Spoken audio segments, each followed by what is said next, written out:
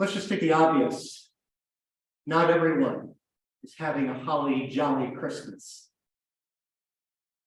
We all have our own reasons for being here tonight, our own stories, because our losses, past, present, and future, are magnified during this season. Especially when we look around and see the expectations of a magical Christmas, with that amazing dinner, and those perfect gifts, and the happy family gathered around the tree. And so we put on our masks and try to make Christmas normal. We stuff all those feelings into a box. The feelings of emptiness because loved ones are missing. Feelings of pain because of relationships that have been broken or hopes and dreams that have been crushed. Feelings of sadness and anger over our own suffering or the suffering of others, just for a start. And so we put on our own mask while we scream in our minds, does anyone know how much this hurts?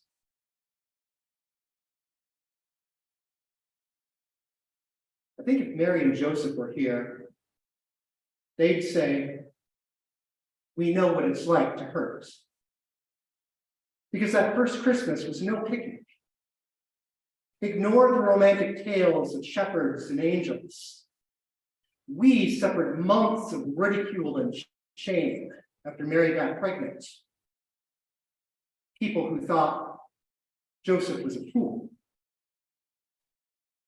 Then we walked miles and miles over hot, dusty roads while Mary was 8 months pregnant, all the way to Bethlehem, in the whim of our Roman occupiers.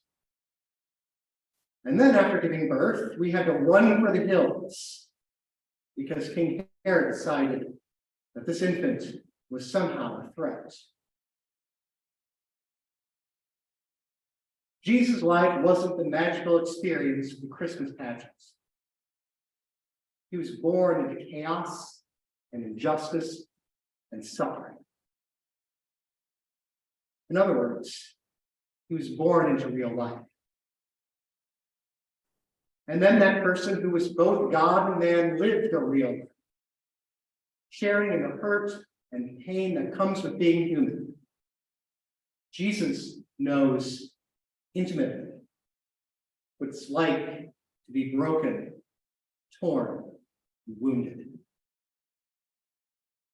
And so tonight in this space, this physical space, or this virtual space, you can drop your masks. You have permission to shatter the snow globe with its perfect world. There's no such thing as the perfect Christmas. There never was. But there is the real Christmas, the one where the promise of something wonderful came mixed with pain and suffering and sorrow. The prophet Isaiah says, the people who walked in darkness have seen a great light. No matter how far away or small that light might seem, it's there. Because Jesus, Emmanuel, God with us, has come. My friends, my prayer for all of us tonight is that the presence of the Christ who lived as one of us and who died and rose again will bring hope and comfort to ease the depths of our emptiness, our sorrow, our pain, our anger. Amen.